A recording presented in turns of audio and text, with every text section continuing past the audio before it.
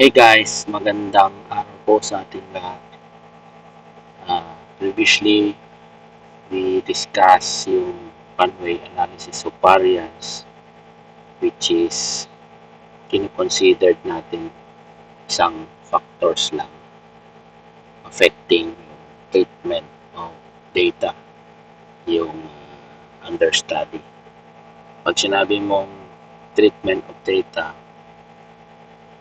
with the effect of treatment na kung saan yung inimbestigahan mo. Let's say for example, dito sa ating example, meron tayong fertilizer. Accordingly, they want to study the effect of fertilizers based on the three category or three types of fertilizers na fertilizers A, tsaka yung fertilizers B, and fertilizers C. Kaya kinakategorize natin siya as fertilizers A, B, and C. Yung fertilizer A, inassign natin as a value of 1, and fertilizer B as a value of 2, and fertilizer 3 and C as a value of 3.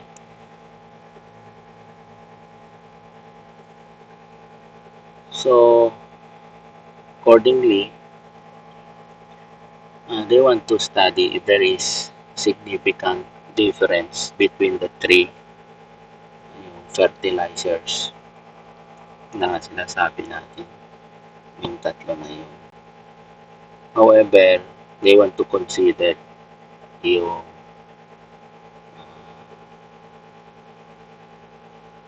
density ng lupa at saka yung blocks, yung location na kung saan tinanim yung isang halaman, yung isang crop. And then, yung fertilizer naman, doon din ginamit yung tatlo. Pero in signing yung or using fertilizers to determine yung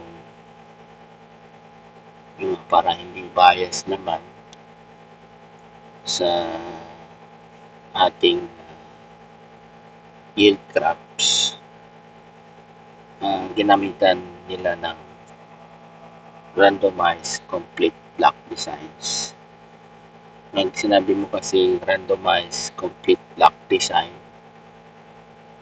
bawat blocks at saka or bawat density randomly assign doon sa location yung tatlong fertilizers. So, para hindi bias.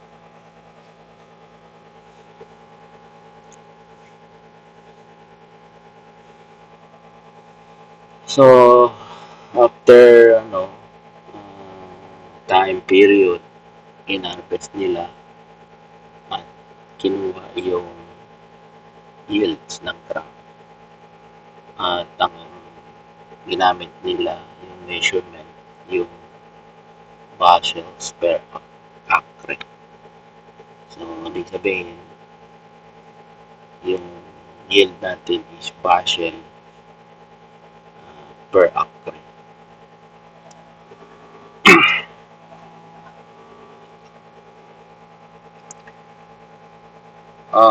Based sa ating data, meron tayong dalawang factors. Yung density ng lupa, considered nila, tsaka yung block. If these two factors are affecting in the fertilizers effect.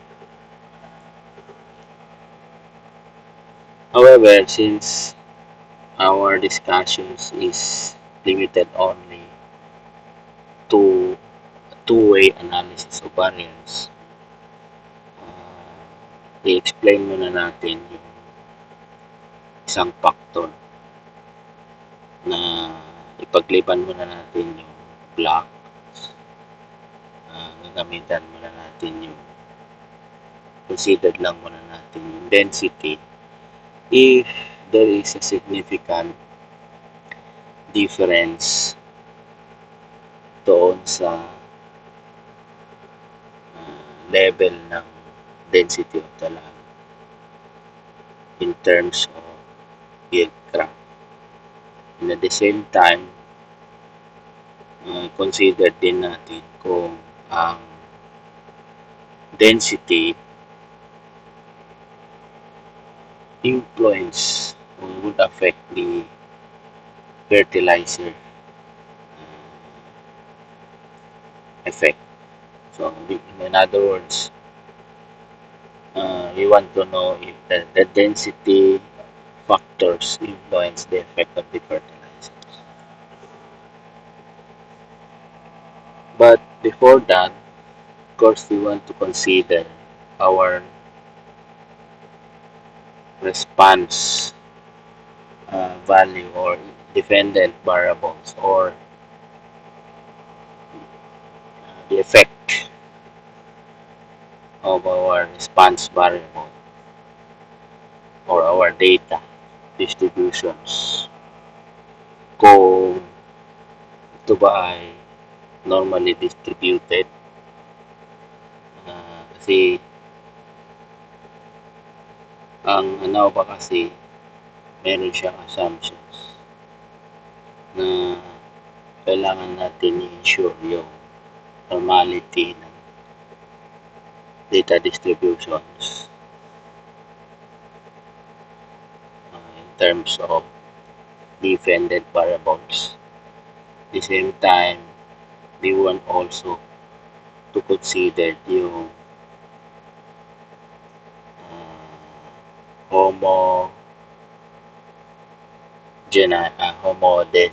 homodes in constant variance across the level of the independent variables. So, kailangan yung variation ng ating distributions ay constant. Hindi siya heterogeneity, kundi homoscedasticity siya. So, yun yung mga assumptions ng dalawa. At the same time, let us also be careful in analyzing our independent variables or our factors list. Kailangan we have to consider yung density or yung factor doesn't affect the fertilizers. And that's we want to know. If in case na meron silang interactions, then we have to consider also the interactions effect so that we would be able to interpret well our data results.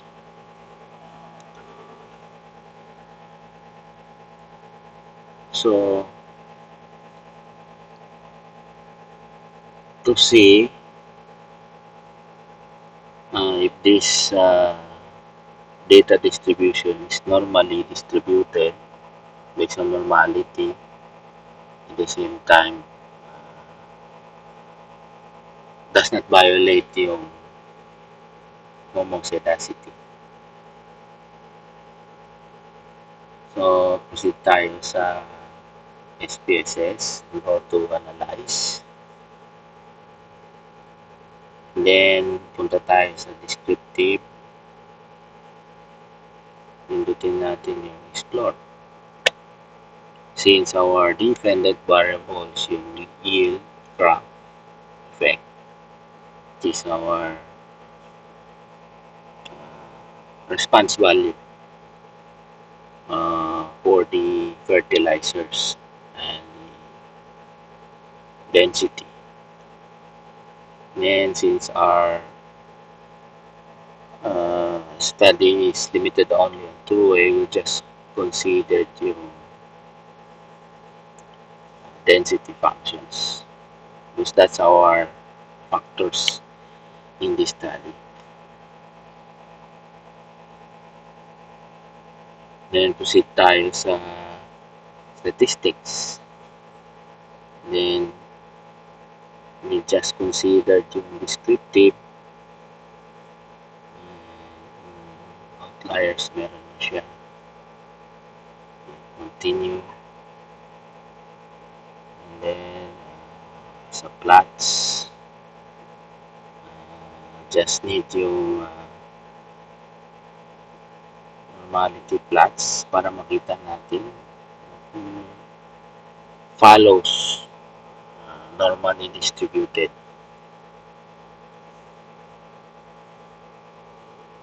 And then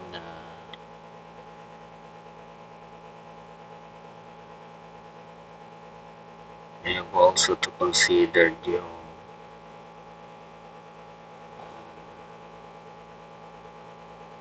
options. Okay, continue. And that's it.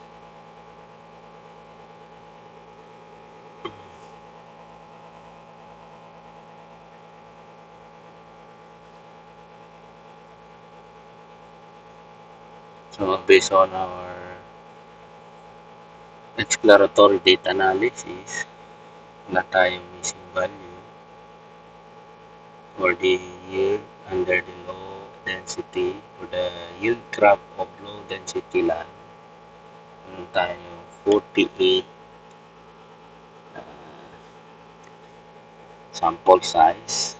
Same true with the high density land. Then sa descriptive, for the yield low density, as you can see, our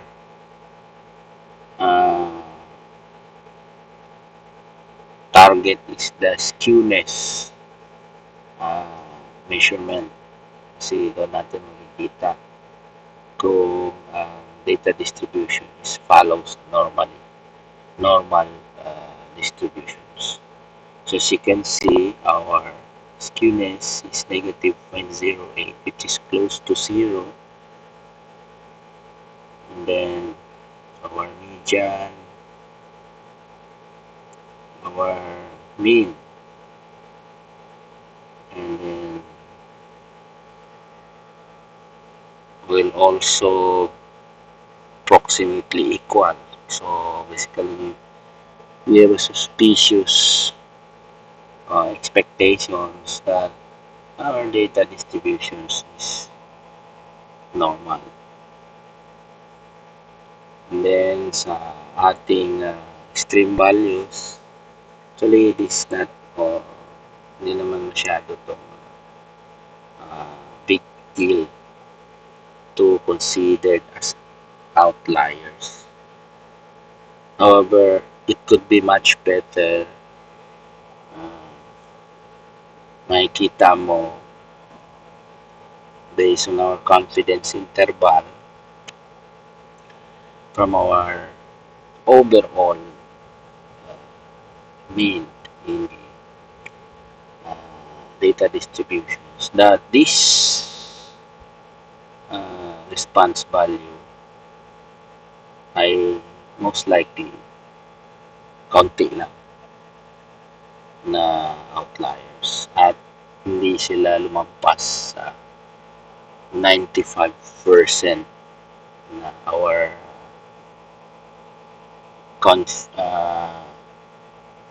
confidence interval. So As you can see, meron tayong 5 uh, lumagpas above the upper class boundary of our confidence or 95% confidence interval, and meron ding lowest level from nag less than or lumabas sa uh, lower class boundaries of our 95% confidence interval. Ganun din sa high density, meron din siyang 5 outliers. But this extreme values, hindi naman siya big deals. It doesn't matter. The most important is we see the test of normality. Since nakikita naman natin doon sa yield graph ng low density land at high density land, most likely ay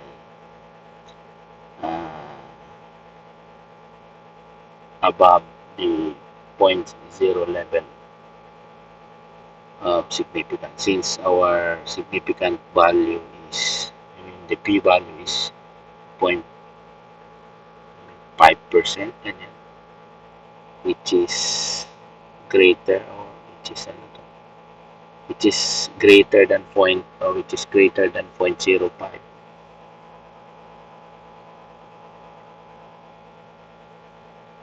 0.5%, and then 53% greater than 5%. So we have sufficient evidence based on our sample that our data distributions on the response value of yields graph is normally distribution, follows a normal distributions.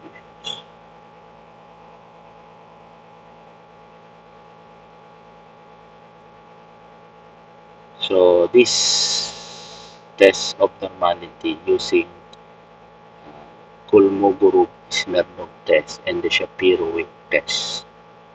I'm not explaining it to you. But if you want to know everything about the non-parametric statistics for normality tests, search nyo lang to sa mga internet. Maraming explanations regarding this Kolmogorov-Smirnov test and Shapiro-Wilk test. Then for our histogram, as you can see, approximately parang normal yung distribution natin in terms of our lead graph. For both low and high density. And ito for high density. Then based on our normal QQ plots for the low density, medyo yung points natin ay very close to fitted line. The same true with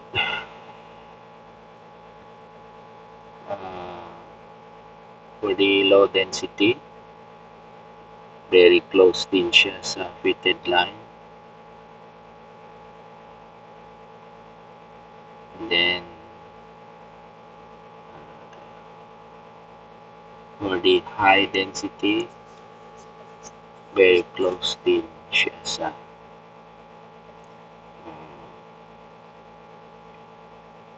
fitted line. And then for the trended normal QQ plots for the low density, as you can see, the deviation from normal, parang although there is deviations, but the patterns seems constant across the observed value. So we will also expect the result heterogeneity, homogeneity of the variance, homoscedasticity. So for our box plots, we have a suspicious outliers, 80 shift, but this is not a big deal.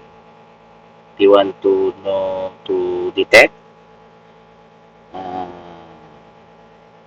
of our treatment effect, pwede nitong i-delete. Most likely ma-improve yung uh, power test mo to accept the alternative hypothesis. When you say tumaas yung power test, yung most likely magkaroon ka ng detect mo yung type type 2 error, which is our power test. That is. Alright, so let us proceed to our data. Since based on our results that our data distributions follows a normal plots, and at the same times it would also show uh, constant variance across values of the observed value or across the treatment effect or the factor effect. Uh, we can now proceed to the analysis of variance for two factors, for two-way analysis of variance. Okay, proceed tayo sa general linear model. And our response value, which is our dependent variable, which is the yield graph. Then our fixed factor is the density line. By the way, itong density line has two levels, yung low at saka high density. So, that's we want to consider for us to minimize yung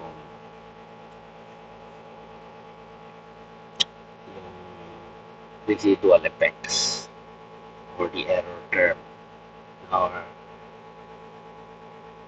research study.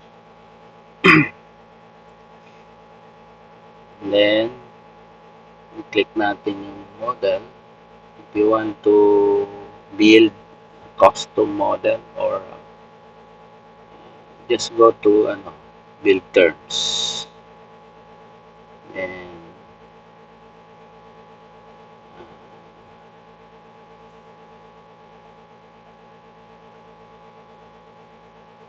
sorry, since our fixed factor pala, since our factor is 2, which is the fertilizers and the density. So that's why we call it two-way analysis of variance, because it has two factors to be considered in the study.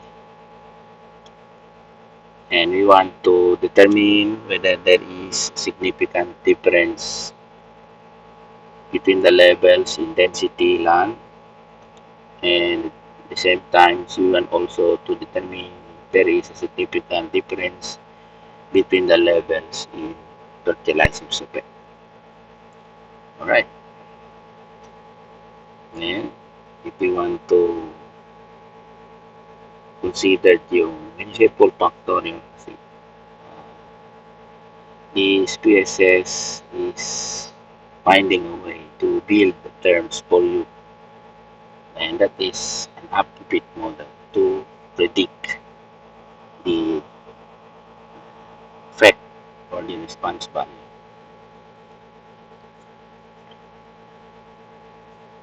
Then, just need yung build terms because we have to consider yung interactions effect. Of course, we want to determine also the main effect of the density and the fertilizers effects. Likewise, we have also to consider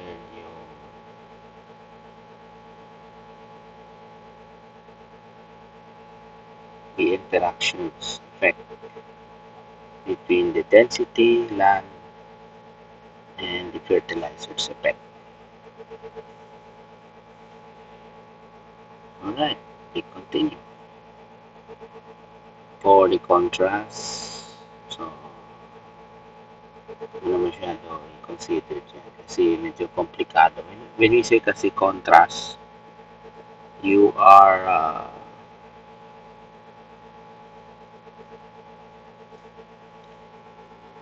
interesting in modification of modified comparisons. So you want to know that fertilizers effects in A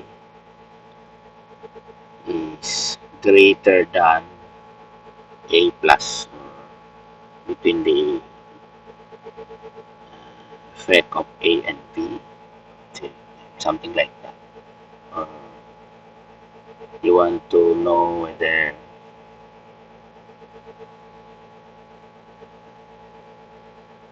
to define yung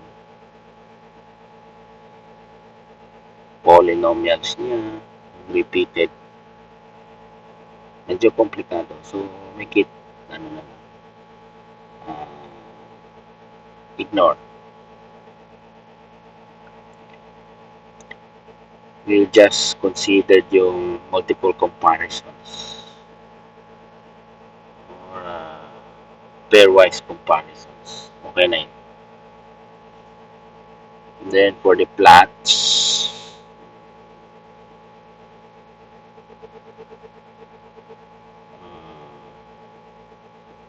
we want the fertilizer effect on the horizontal axis and the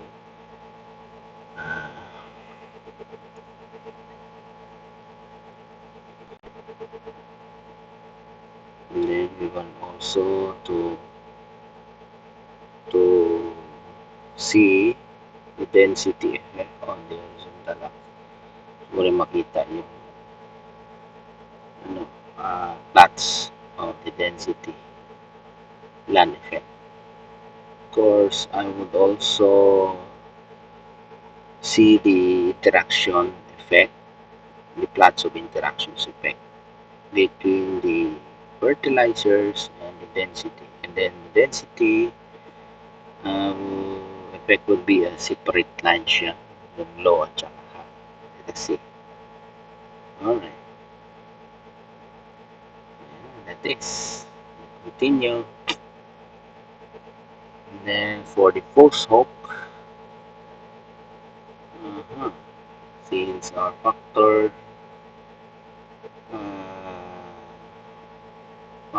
are 2, that is post hoc test for density and fertilizers effect. Then we'll just assume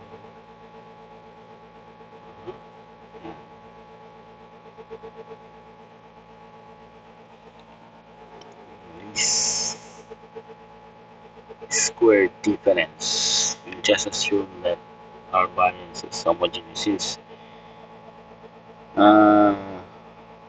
we did not violate yung heteromozydicity. So we will assume that there's a constant variance, so equal variance across the level of each factors.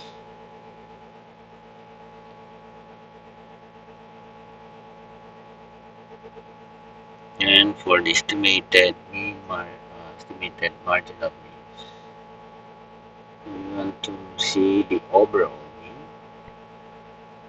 the density land effect mean, the fertilizer effect mean, the interaction effect between the density and fertilizers. Then we have to compare this using the least square difference. Then you, alright, see, forgot. Let us ignore this one.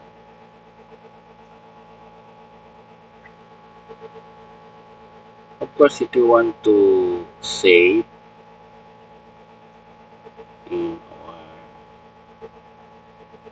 data, you want to save your, you want to see the predictive values for the our model.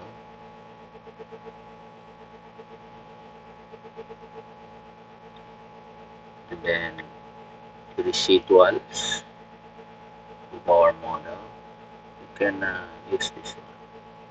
Likewise, if you want to see there is outliers, you can utilize yung diagnostic statistics, which is the coefficients and the leverage values. And then if there is greater than 1, then you have to expect that there is outliers in our data distributions. Likewise, we want to see the coefficients, statistics, variance, the standard statistics, the elasticity consistent. But in this study, we'll just ignore it. Right. For the option, you just see this descriptive statistics. We just consider the estimates and effect size. Of course, see that there is a constant variance because we want to see or we want to prove that there is homozygosity in our beta distributions.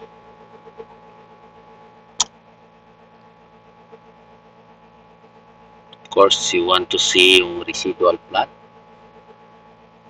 for verifications of the assumptions. And that is, of course, you want to see the modified Truss-Pegan test. If the interaction, I mean the independent variables is has an influence to our residuals effect.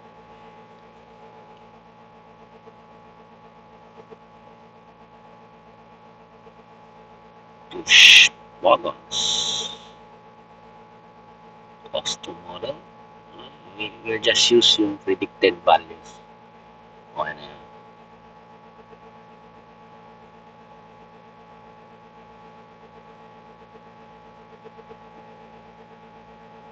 Or we just use yung Bruce Pregantes. Yan. Yan yung kasi. Yan yung dapat talaga. Ito yung statistics for verifications of heterokedasticity. Yes. Then click continue. Ito, you have to consider yung p-value for the level of our significance is you just consider yung 0.05 since our confidence interval is 95%.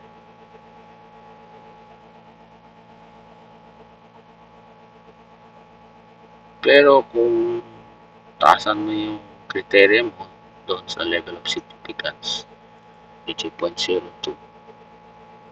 0.02 pa, medyo tataas yung confidence interval. Over in this study, we just considered yung 0.05. Alright. And that's it. Click OK. Warning. So, post hoc tests are not performed for density because there are fewer than 3 groups. So, in SPSS kasi, hindi niya kinakompute yung post hoc test. Kasi yung levels ng density function is dalawa lang. Dapat more than 3 or 3 paakyat. 3, 4, 5, ganun yung levels para i-compute yung post. Kasi wala namang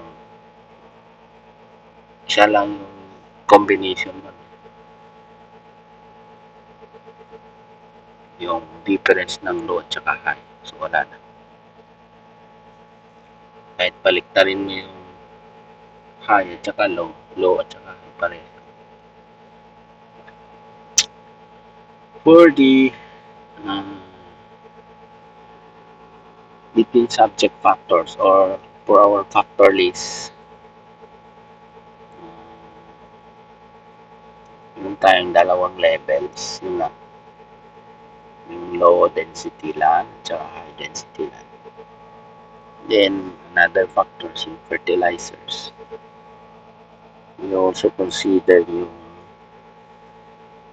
meron siyang level tatlo. Fertilizer A, B, and C. So, sa density factors, equal sample size, same with fertilizer factors, same sample size.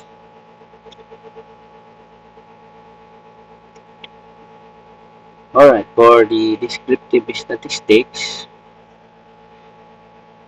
for the factor of low density versus fertilizer A, meron siyang average of 100 or meron siyang mean 176.44.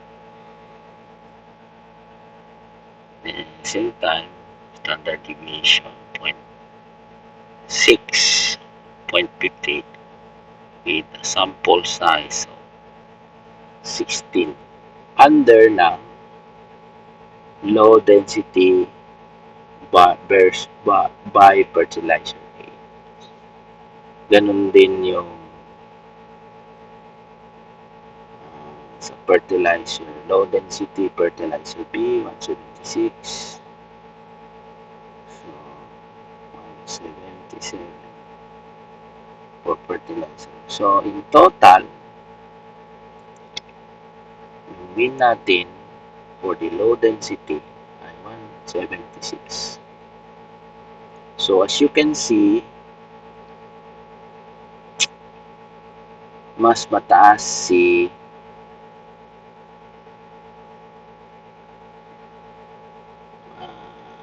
high density yung mean niya as compared to low density. So let us see if there is a significant difference. Likewise, dito naman,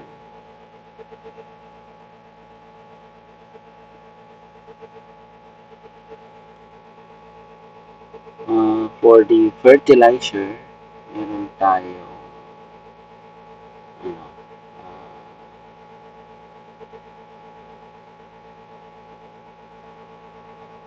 tatlong levels. Yung sa fertilizer A, sa factor ng fertilizer meron siya tatlong levels. So, ang pinakamataas is B. Ay, A. Out of B and C. So, mataas yung mean ng fertilizer. So, if there's a significant difference, we need to say, ito yung pinaka-epektibo na fertilizer. I mean, fertilizer C. C177. So, as you can see, sa standard deviation, mukhang parehas-parehas naman sila. Hindi naman sila nagde-debate. Halos magka-lapit yung score ng standard deviation. Then, our sample size, total of 96. Alright. Next, proceed tayo sa Levin test. Ito na. Itong Levin test, this is good for test for homoscedasty. Ibig sabihin yan, dito natin makikita na kung na-violate ba natin yung assumptions ng homoscedasty. So, in this case, if you want to consider yung level of significance natin is 0.05. So, based on me, that 0.965 is greater than 0.05. So, this implies that we have sufficient evidence to conclude based on our sample that our data distribution does not violate the assumptions of homoscedasty.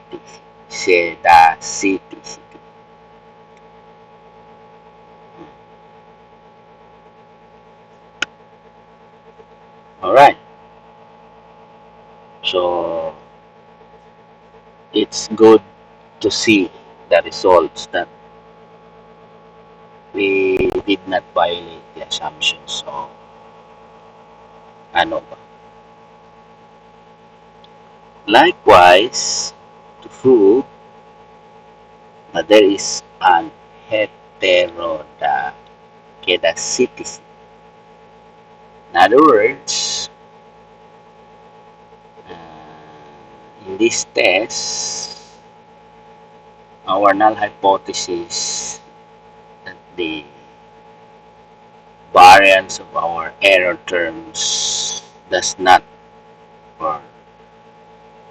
defend or is not associated on the values of the independent. In other words, the variance of the error terms does not influence our independent variable. What is our independent variables? Yung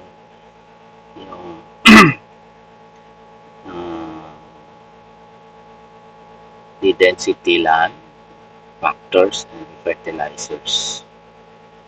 That's our independent variables.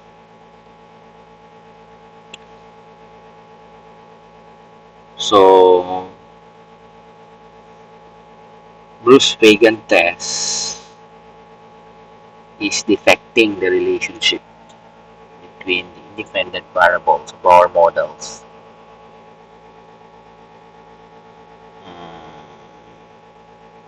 and the dependent variables. Ano yung dependent variables natin is yung variance of our error, meaning residuals, the residual effects, and the treatment effects. Mayroon silang associations, then we violate yung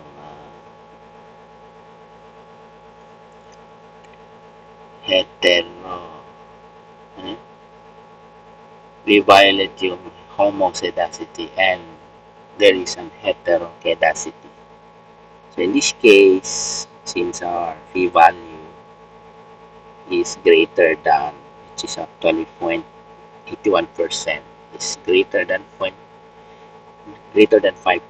So it would mean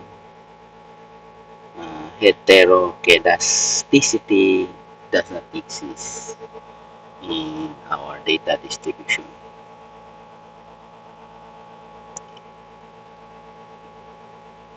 Right. For our ANOVA table, or shall we say test of between subject effects, is a correcting model is our regression, our R squared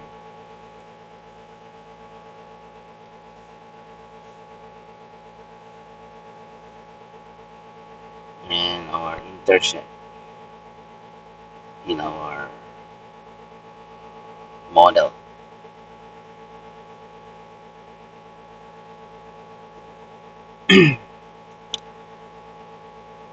And for the density, so our p-value is very small, 0.000188. And then for the fertilizers effect, 0.000275. Likewise, for the interaction effect is 52%. So this would mean that density has a significant difference on its level in terms of yield crop. Same true with the fertilizer effect, there is a significant difference on its level in terms of its yield crop. And for the interactions effect between the density and the fertilizers does not exist. So, meaning the density factors does not influence the fertilizers effect. So, wala silang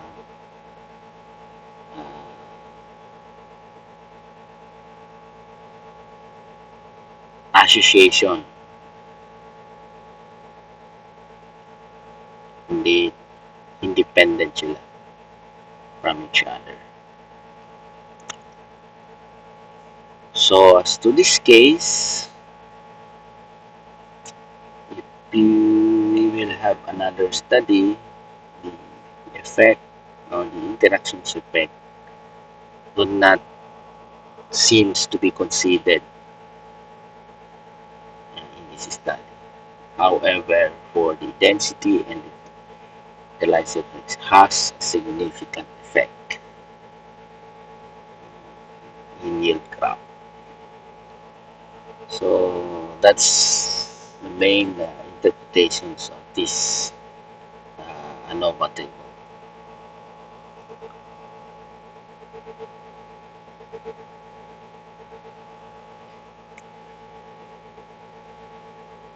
Alright, for the estimated marginal means,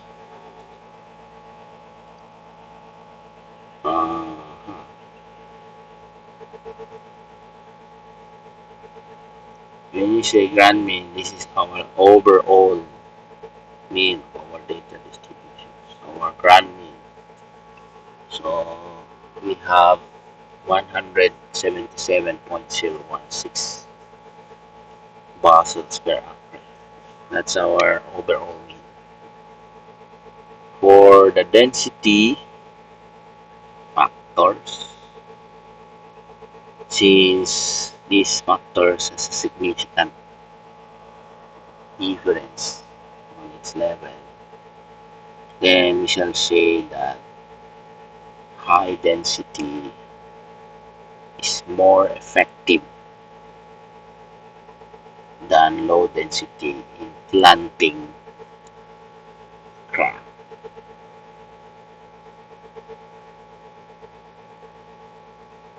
because high density has a mean of 177.2, which is greater than 176.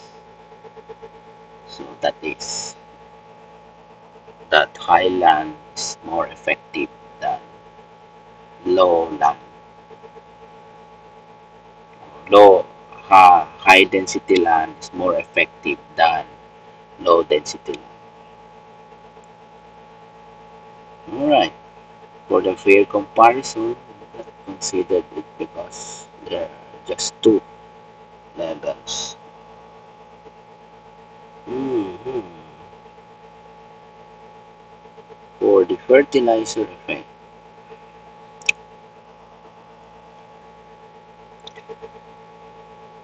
likewise, it has already mentioned that there is a significant difference between the level of fertilizers effect.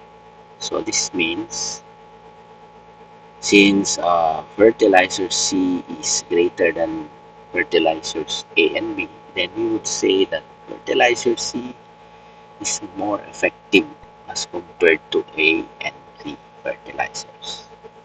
That is.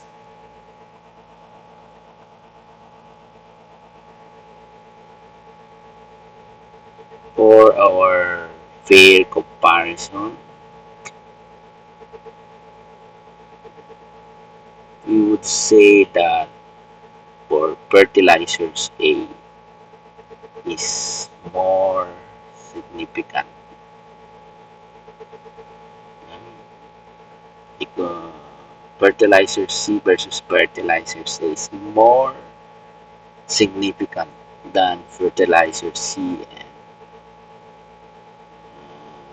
as compared to fertilizers B.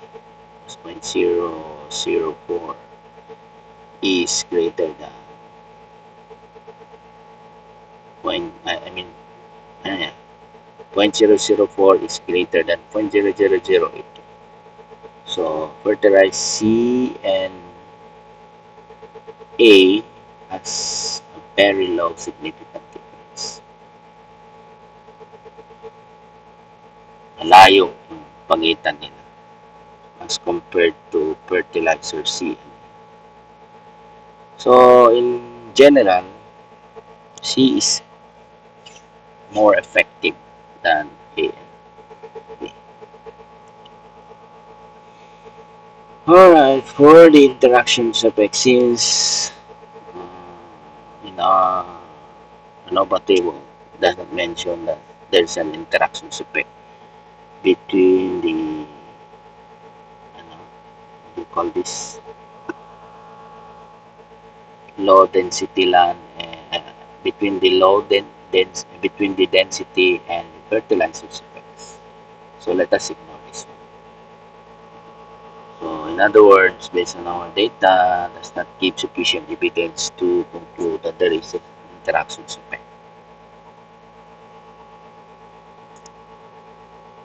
For multiple comparison, we just leave it, ignore this one. I already explained the comparisons. Which of the two has a significant difference in terms of its p-values? For the plots, as you can see, uh, based on our plots, observed versus standardized residuals. So as you can see, there is a pattern. Medyo very tight, close sila. Uh, medyo hindi naman na-violate natin yung assumptions. Kasi tight yung mga dotted lines. So in other words,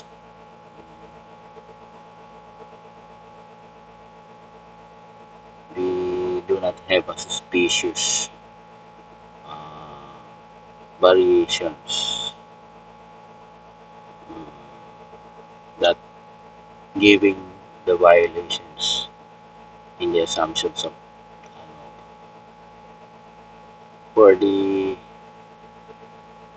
plots of the estimated marginal means of the fertilizers effects, you can see follows a two linear, kaya mas mataas yung C as compared to fertilizers A and B. Ganun din sa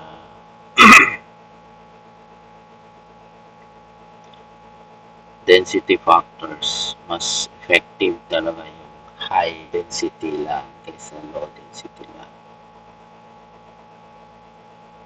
And then, since yung plots natin parang seems there's a parallel between the low and the high density. So, it is proved that wala naman masyadong interactions na nangyayari between the density factors and the fertilizers factors. Alright, that would be all for the two-way analysis of variance. So don't forget to subscribe, paki-click na rin notification bells, pa-like na rin, at share na rin kung nagustuhan niyo itong video na ito. Maraming salamat po.